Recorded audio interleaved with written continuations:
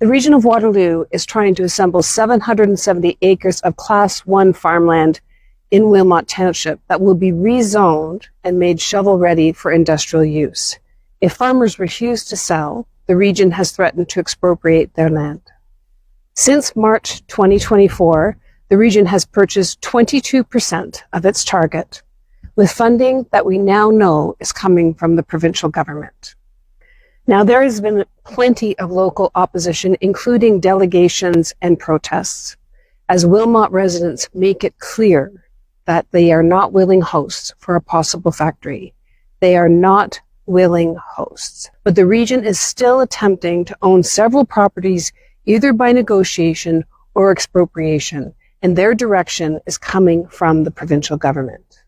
But even farmers who are outside of the land assembly area are worried that they could be next. I'm in New Hamburg today to hear from one of them. So Eva, thanks so much for joining us today. It means a lot. How close are you and this beautiful farm to this entire farmland grab? I would say a little bit too close. It's exactly about 9 seconds just to walk over from our property line to the proposed mega site. It's exactly 22 steps. We are separate properties. We are just on the other side of the Bleems Road, but we are connected by the waterways and the hydro towers. I didn't realize what we had until we found out about this, and we think we might lose it. We might lose our property. How ridiculous does that sound? Our property. How is, this chaos, how is it impacting your ability to run your farm? We have stopped any capital investments into our farm because how can we plan for the future when we don't know what the future holds? What does this have to do with people who live in cities? I think that people in cities need to prioritize the importance of food production. If COVID taught us anything, it's how important food security is. And when the farmland is gone, it's gone forever. One of the things that I heard the most from the community was how upset they were when the corn was plowed on the purchased property. Because it was not necessary. It did not have to be taken down. And when you witnessed it the second time, what was happening then? When I witnessed it the second time, they came back a few weeks later and started plowing all over again. And I saw a police cruiser parked in the driveway. What is happening that a police officer would have to be guarding a cornfield that's being destroyed? I've never been more disappointed in our government before. And this needs to stop. So this is leaving families feeling disillusioned and disheartened. Some of these families are weighing up whether or not they want to continue investing in their businesses. Why would they, when they know that they could lose their land if the region or province decide that they just want it, they'll just take it? This is destabilizing the farming community here in Wilmot. So thanks very much, Mark, for joining us. Really appreciate it. These are really anxious times for farmers in Wilmot. What are you hearing from them? I'm hearing from the farmers who are directly affected that this is probably the most stressful time in their entire life. To not know whether the land that you own will be your land in the future, not knowing what crops you will be able to grow, if you will be able to grow crops, if you'll be able to harvest them, not being able to make plans for the future, not being able to make plans in terms of your children taking over the farm, so farm succession planning.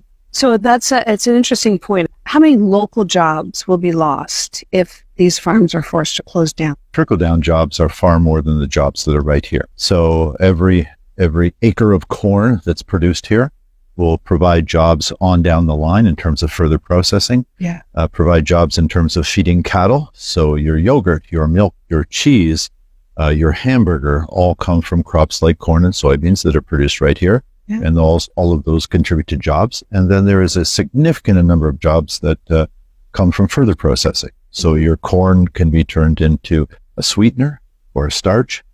It's so hard to draw people into the farming sector if governments can just say that they want your land. We've been lucky here in Waterloo region in that we, since 1973, have had, I would say, very good planning. Yeah. We've had something called the countryside line that defined where the country started and where the city ended. And when you have permanent lines like that, you have security. and farmers are willing to invest. To build a new barn or to tile your land is an incredibly expensive operation. It's something that you take a lot of time deciding on and a lot of time planning, and it costs a lot of money. You can't do that if you're not secure in knowing how long you will have the land. So even farmers that are not right here, but farmers in the surrounding area in all of Waterloo region will now be wondering, when will that line be moved, or will that line be respected at all? Is my farm in peril? Can I plan where I am, even though I may be far away from the city? I know that farmers across the province are actually watching Wilmot very carefully. Why should people in cities care about what's happening here? This is the place where their food comes from. And I think in a province where we're losing 319 acres a day of productive farmland, something needs to be done. We live in a province that's huge. There are so many places where you can't grow food. There is no soil. Why not look at places like that for growth in terms of residential and employment? I am very cognizant of what our Indigenous neighbors say, plan for 7 generations.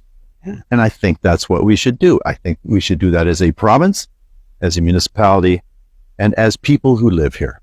Wilmot's farming industry has been disrupted by all of this uncertainty. The land grab has destabilized the local farming sector, including a knock-on effect with suppliers of feed, fertilizer, and farm equipment. This is just bad policy that's negatively impacting these small businesses who are farmers. But this adversity has made the community stronger and brought people together, even those who aren't farmers. So Alfred, thank you very much for agreeing to sit down with us and share your knowledge about what's happening with the farmland grab.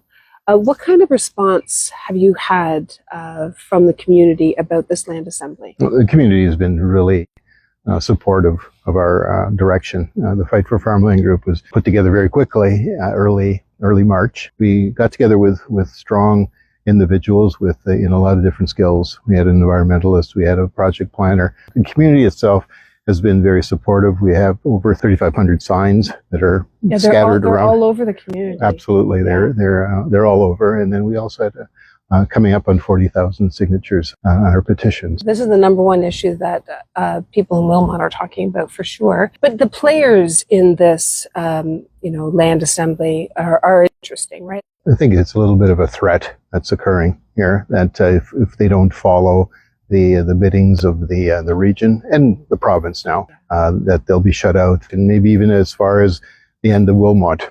It comes down to that. The provincial government is the key player in the province, and they control the municipalities. And so if they decide not to have this municipality, it's over. How significant was that last week? We heard officially that the province was funding the expropriation and the land purchases. The insight of having the province as the kingpin here, it was key. Understanding that the local municipality really wasn't in charge. I've been talking about the province since day one, and people told me the province is not involved at all.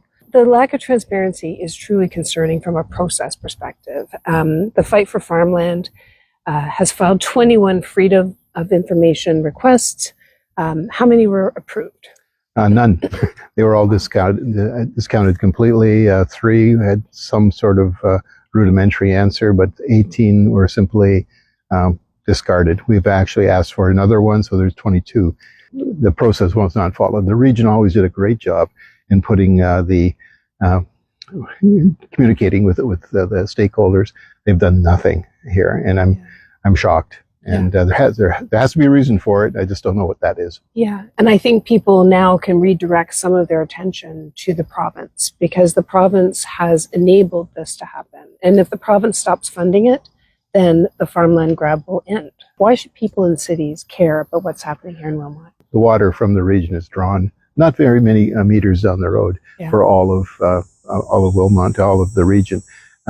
2 wells that are very close. 2 wells draw a tenth of the water for all of the region, which is not about 300 meters down the road from the site. Yeah, it's certainly worth fighting for. I think our Fight for Farmland group is doing the best we can.